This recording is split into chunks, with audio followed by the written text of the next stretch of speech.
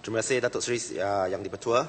Saya bangun untuk menjunjung kasih Tuanku dan membahas tita ucapan Duli Yang Maha Mulia Tuanku Pemangku Sultan semasa pembukaan Dewan Yang Mulia ini.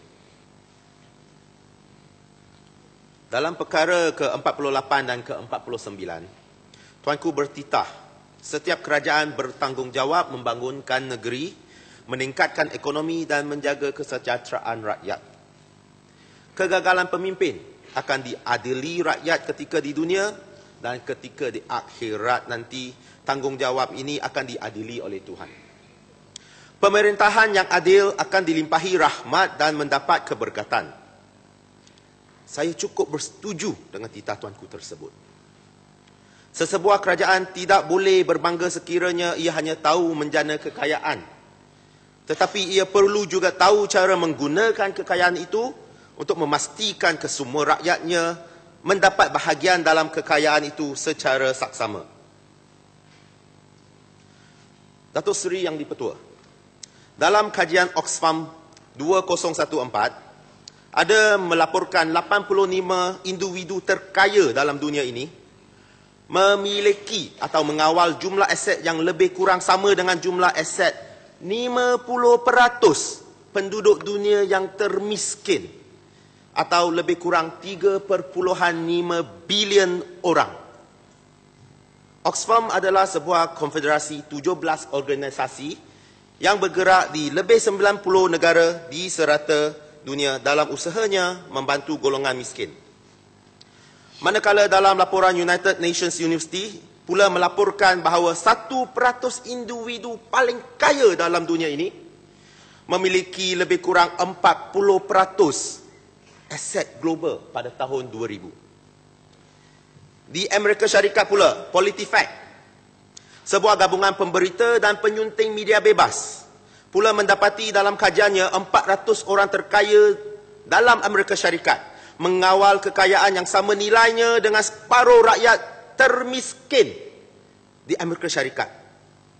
Trend ini bukan saja terjadi di Amerika dan di negara-negara maju, tetapi pelbagai kajian di serata dunia menunjukkan jurang pendapatan menjadi semakin lebar di kebanyakan negara-negara dalam dunia dan hanya sekelompok kecil negara yang terkecuali daripada trend ini. Pada hakikatnya negara kita juga mengalami trend yang sama di mana jurang pendapatan menjadi semakin lebar. Atau dengan kata lain yang lebih kurang bermaksud, yang kaya menjadi semakin kaya, yang miskin menjadi semakin miskin. Kalau ditanya pendapat golongan akademik atau golongan atau ahli akademi dan mungkin saudara Pasir Pinji, mereka mungkin menerangkannya dalam bentuk pendapatan per kapita, menerangkannya dalam bentuk HDI, Human Development Index, Gini Coefficient dan sebagainya. Bagi saya ia lebih mudah dijelaskan apabila sebagai kita katakan, seseorang dari golongan elit bekerja sebulan, maka gaji atau pendapatan yang diperolehinya sama dengan seorang jelata atau rakyat biasa terpaksa bekerja selama setahun atau dua. Ini jelas dapat dilihat apabila ramai kaki tangan swasta dan kerajaan yang mendapat pendapatan sebanyak lebih kurang 1,000 atau lebih sikit sebulan. Tetapi pengurus, pengarah dalam organisasi yang sama boleh membawa pulang 20,000 ke 30,000 ringgit sebulan. Dan angka ini belum mengambil kira golongan dengan izin super rich. Ini cukup-cukup memilukan dan ia melangkaui segala batas perkauman, agama dan sebagainya. Seorang yang lapar tidak akan menjadi lebih atau kurang laparnya jika berlainan warna kulit atau agamanya. Seorang yang sakit tidak akan sembuh atau menjadi lebih tenat kerana perbezaan fahaman politiknya. Betul, kita tidak boleh dan tidak patut menghalang golongan yang pandai menjana pendapatan untuk menjana lebih aset persendirian, kerana pada amnya ekonomi secara langsung atau tidak langsung terpaksa bergantung kepada golongan ini untuk membantu menjana pendapatan negara. dan membawa penambahbaikan kepada ekonomi. Walau bagaimanapun, kita hendaklah beringat bahawa semua pihak mempunyai tanggungjawab sosial, biarpun swasta ataupun terutamanya kerajaan. Jurang pendapatan yang semakin lebar akan membawa kepada pelbagai gejala negatif kepada masyarakat dan seterusnya negeri dan negara. Perlu kita lihat pada sejarah dan belajar daripada pengalaman lepas dan mengambil iltizam daripadanya. Pelebaran jurang pendapatan boleh membawa kepada terbentuknya kelas elit dan golongan jelata atau rakyat biasa, kebiasaan. Atau dengan bahasa yang lebih kurang enak didengar, golongan bawahan. Perbezaan atau jurang pendapatan yang melampau telah menyumbang bukan sahaja kepada terbentuknya perbezaan kelas, malah ia juga dikait rapat dengan keadaan sosial semasa keruntuhan empire-empire besar yang terdahulu seperti Empire Rome di Eropah, Empire Gupta di benua India dan Empire Han di China. Sedangkan empire-empire yang begitu besar dan berkuasa suatu ketika dahulu juga menghadapi nasib yang sebegitu, apatah lagi negara dan negeri kita yang kerdil jika dibandingkan dengan empire-empire tersebut. Haruslah kerajaan lebih berhati-hati dan menjalankan tanggungjawab sosial kita. Antara kesan-kesan daripada pelebaran jurang pendapatan adalah meningkatnya kadar jenayah serta menurunnya nilai-nilai social goods dengan izin kepada masyarakat.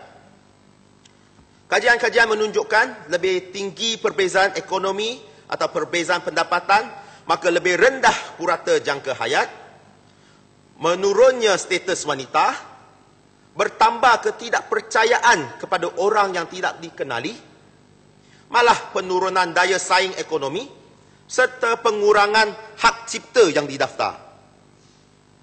Malah UNICEF telah menunjukkan dalam kajiannya, Indeks Kesejahteraan Kanak-kanak, Child Wellbeing Index, dengan izin, kesejahteraan kanak-kanak berkait rapat dengan indeks jurang pendapatan, lebih daripada kaitannya dengan pendapatan per kapita. Kebanyakan gejala negatif di atas seperti jenayah dan syak waksangka telah dapat kita lihat mula menular dalam masyarakat kita dan menjadi semakin serius. Ini perlu diberhentikan serta diterbalikkan prosesnya. Datuk Seri Yang di-Pertua, ada banyak faktor-faktor yang boleh mempengaruhi masalah jurang pendapatan menjadi luas. Antaranya perubahan teknologi, percukaian, pasaran buruh, nepotisme dan reformasi polisi. Sebagai contoh, apabila sebuah negara atau negeri mengimport tenaga buruh secara berlebihan dari negara atau negeri yang tenaga buruhnya jauh lebih murah, secara langsungnya ia akan menyebabkan negeri atau negara yang mengeksport buruh itu mendapat pendapatan yang ditingkatkan. Tetapi secara berlawanan, apabila majikan-majikan mengambil tenaga buruh yang lebih murah dari negara lain, maka negara penerima buruh akan mengalami penurunan harga pasaran buruh. Dan ini menimbulkan masalah kepada penduduk negara penerima. Hakikatnya jelas kelihatan dalam negara kita. Oleh itu, Datuk Seri Yang di-Pertua,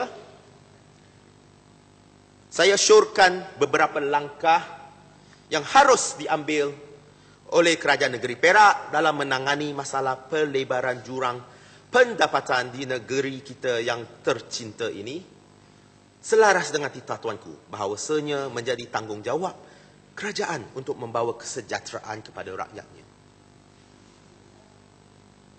Cadangan pertama, pelbagai bentuk kalahkan dan langkah-langkah harus diadakan oleh kerajaan negeri untuk mengurangkan penggunaan buruh asing di negeri Perak tanpa menggugat daya saing industri sedia ada, mengikut bidang kuasa yang diperuntukkan kepada kerajaan negeri. Ini dapat membawa sekurang-kurangnya 3 faedah secara beransur-ansur. Pertama, ia akan mengurangkan penggunaan bilangan buruh asing di Perak dan seterusnya, meningkatkan pendapatan anak-anak Perak. Kedua, apabila boleh diteruskan sehingga ke tahap pulangnya anak-anak Perak di perantauan. Ketiga, apabila semakin ramai yang pulang atau datang ke negeri Perak, maka talent pool dengan izin di negeri ini akan meningkat dan seterusnya membantu memacu ekonomi negeri ke tahap yang lebih tinggi. Ia juga dapat membantu mengurangkan masalah dengan izin brain drain atau kehilangan modal insan. Dan juga masalah sosial yang berkaitan dengan peningkatan pendatang-pendatang asing.